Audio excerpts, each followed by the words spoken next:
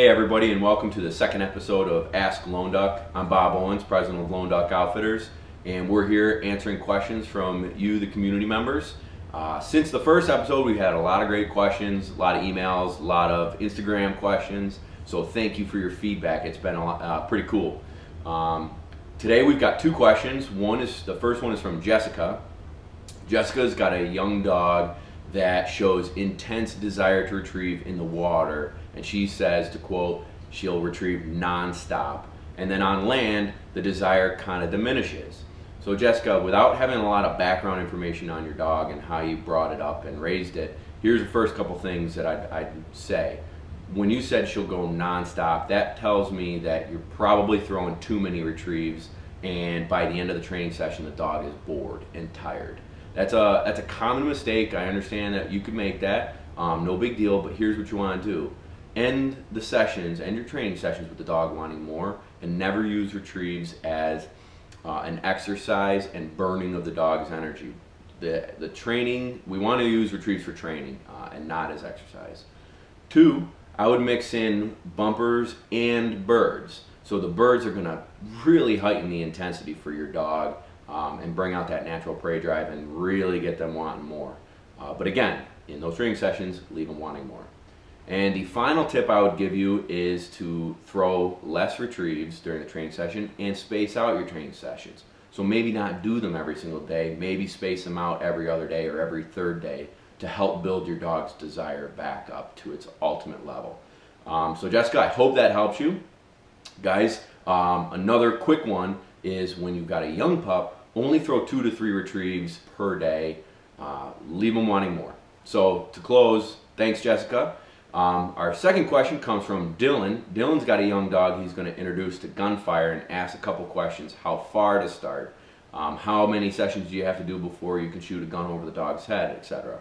Dylan, great question, and this is one of those that is super important. Remember, if your dog's afraid of gunfire, you don't have a gun dog. You can't take it hunting. So take this tip seriously, share it with all your hunting buddies because this is important.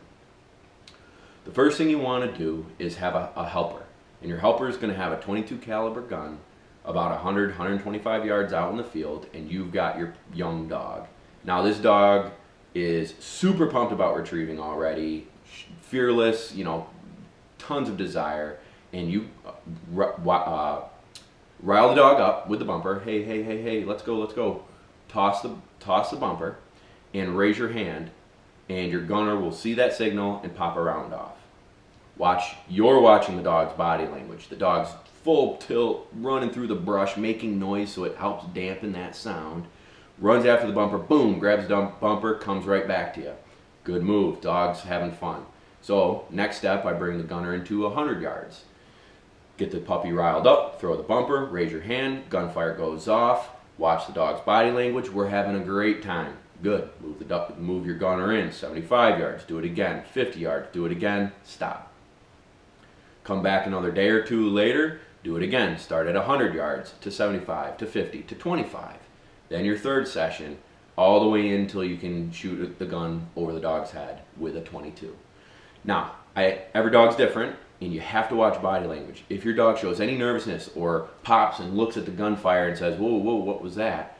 Slow down, back your gunfire off, do a freebie or two of throws to help build that desire back up, and start again, but back further. The next stage would be to introduce a 12 gauge shotgun, and you do it the same way. 125 yards to 100 to 75, stop. So realistically, it should take 6 training sessions, maybe less, maybe more compared to your dog, depending on their abilities. But the main thing is the dog's got to be having a blast. You've got to watch their body language and make sure they're doing well. And slow and steady wins the race. If your dog's afraid of gunfire, you don't have a gun dog. So Dylan, I hope that question helped. If you have more questions, feel free to use the hashtag #AskLoneDuck, tag us, and each week we're bringing you new videos. So we're hoping these are helping. Thank you for your questions. Be sure to share them. Follow us on YouTube, Instagram.